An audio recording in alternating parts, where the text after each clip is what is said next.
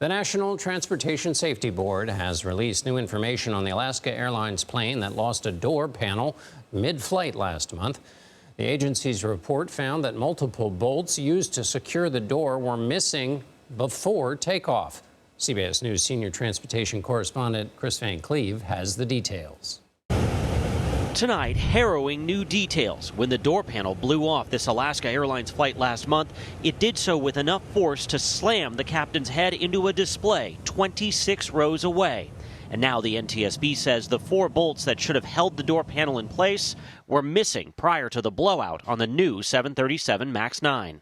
So if the bolts are there, the door doesn't move up, which means it doesn't fly off. If the bolts are there, it prevents the door from disengaging from the stop fittings. And flying off the plane. The NTSB report reveals a photo from September of the door during final assembly at the Boeing factory without the bolts in place. In a statement, Boeing's CEO says the company is accountable for what happened and is implementing a comprehensive plan to strengthen quality, including changes to the 737 production system. The bolt bombshell came just hours after the new FAA administrator was in the hot seat on Capitol Hill. The current system is not working because it's not delivering safe aircraft. So we have to make some changes to that. What are we doing to not only assure safety, but assure that people can feel safe? How do you maintain a safety culture or return to that safety culture that we used to have and I think we've lost? We have to get back to a culture where safety is first. And so you'd fly on the 737-9 MAX? Yes, I would. The FAA has launched an investigation into Boeing's manufacturing process of the 737 MAX. They're also looking at the company's quality control and safety culture. The FAA says it has sent about 24 additional inspectors to Boeing facilities. United and Alaska, who fly the 737 MAX 9, tell us they have finished their inspections. 94% of MAX 9s are back in service. John? Kris Van Cleave in Las Vegas. Thank you.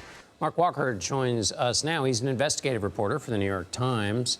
Mark, how is this major oversight of the missing bolts? How's this possible, and why did it happen, do they think?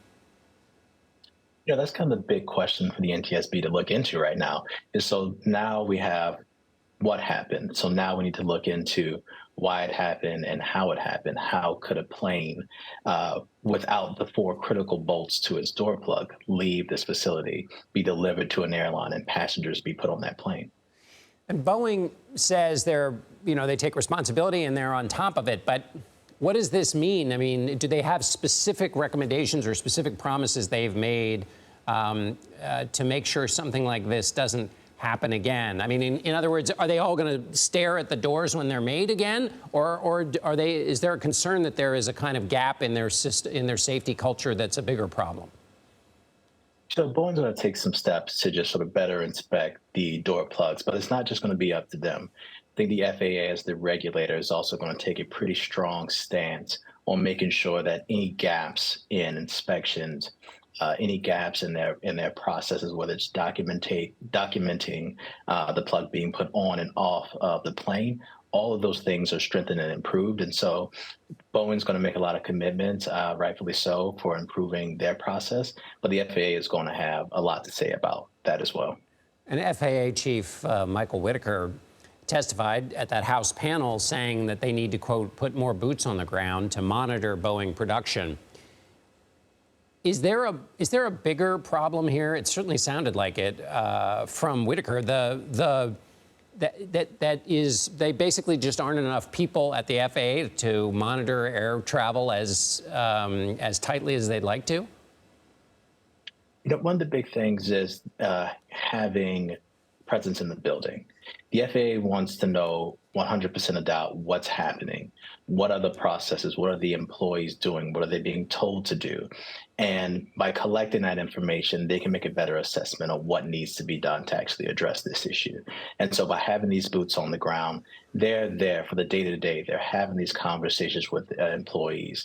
They're observing what happens on these production lines. And so they're not just taking Boeing's word from it. They're having their own people on the ground, piecing together as much information as they can. So whatever decision they make, it's the most informed decision going possible. Mark Walker with the New York Times. Thanks so much, Mark. Thank you.